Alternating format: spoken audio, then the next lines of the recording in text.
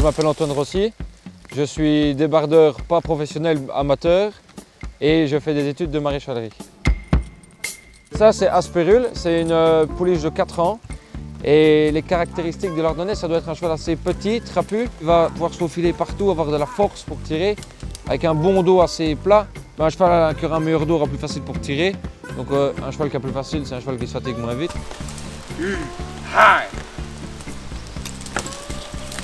Et en Belgique, on a vraiment une méthode particulière de la conduite du cheval. C'est ce qu'on appelle la conduite au cordeau. Donc c'est juste une espèce de ficelle. Et au bois, on a 5 ou 6 ordres. Donc pour avancer, on lui dit son prénom et U. Comme ça, le cheval, quand on travaille à plusieurs chevaux, comme ça, le cheval sait à qui on parle. Pour aller à gauche, on va dire aïe. Pour aller à droite, on va dire yeux. Hop, aïe, U, aïe, U. Alors pour s'arrêter, on dit O. Et pour reculer, recule.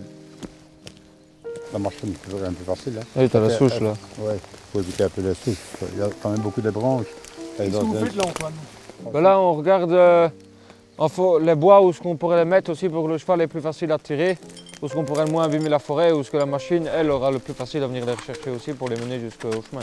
Et c'est pour ça qu'on débarde avec le cheval, hein, au lieu de la machine, c'est pour préserver les sols, préserver la faune, la flore, la nature, quoi. La particularité ici des forêts, c'est des forêts qui sont souvent résineuses. Donc que ce soit de l'épicéa commun, du grand 10, donc ça c'est des grandes 10, de Norman et tout ça. C'est des forêts qui sont là que pour la production forestière. Elles servent vraiment qu'à produire du bois. Et il y a un marché pour tout ce qui est planches et tout ça, pour faire des meubles, qui est en pleine explosion pour le moment.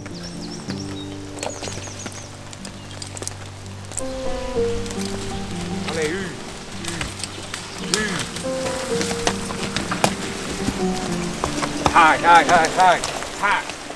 Les périodes les plus difficiles pour nous pour travailler, c'est souvent les périodes de gel.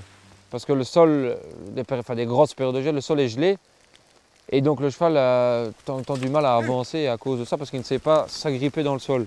La pluie, ça dérange. Il y a un peu de boue, ça glisse un peu, mais c'est pas encore trop grave. Le soleil, ben, c'est quand même un effort physique pour le cheval.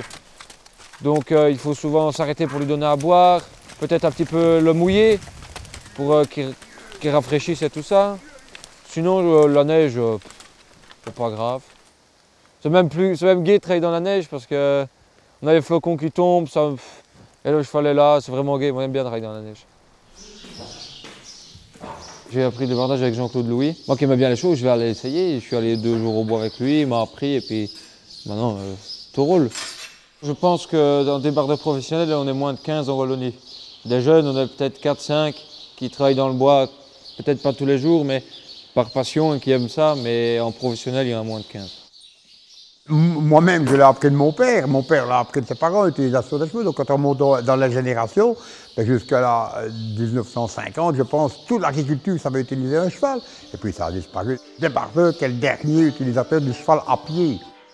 On transmet notre savoir-faire, on ne transmet pas notre métier. Notre métier, c'est une passion, on aime notre métier. Il y avait Antoine, avant lui, il y a eu mon fils. Et voilà, on aime voir les jeunes. Et puis j'espère qu'ils vont transmettre ce qu'on leur a appris. Moins solide, plus facile à tuer. Le cheval, c'est pas notre animal, c'est notre ami. On passe toute la journée avec lui dans le bois. C'est avec lui qu'on travaille, il faut que le cheval soit bien. Donc si le cheval n'est pas bien, on travaillera moins bien. Et c'est notre confident.